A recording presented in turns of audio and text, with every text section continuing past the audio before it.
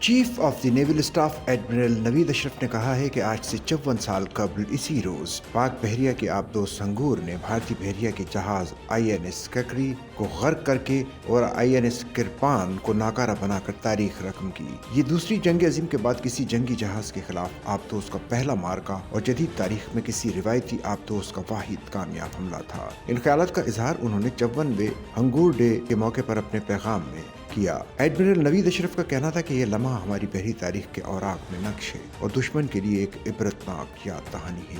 یہ نہ صرف ایک تصویراتی فتح تھی بلکہ جارحیت کا مقابلہ کرنے اور تمام تر نامساعد حالات کے باوجود اپنی سمندری حدود کے دفاع کے لیے پاک بحریہ کے پختہ عزم کا اسٹریٹجک مظاہرہ بھی تھا۔ ان کا مزید کہنا تھا کہ یہ دن ہنگور کے عملے کی شجاعت، استقامت اور لگن کی یاد دلاتا ہے۔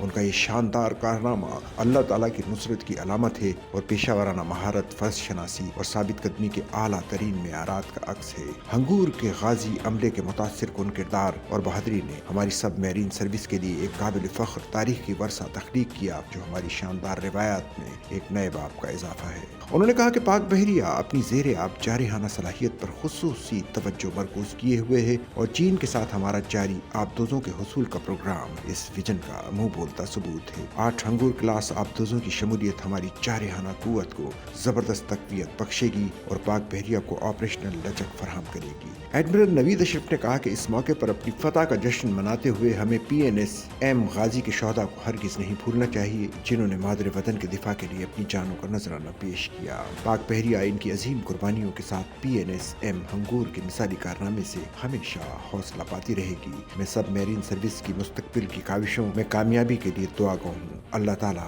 ہمارا حامی و ناصر ہو۔ سچل نیوز نیٹ ورک کی ویڈیوز میں خوش آمدید۔ ناظرین، ویڈیو سے متعلق اپنی قیمتی رائے کا اظہار کمنٹ باکس میں ضرور کریں اور چینل کو سبسکرائب کریں۔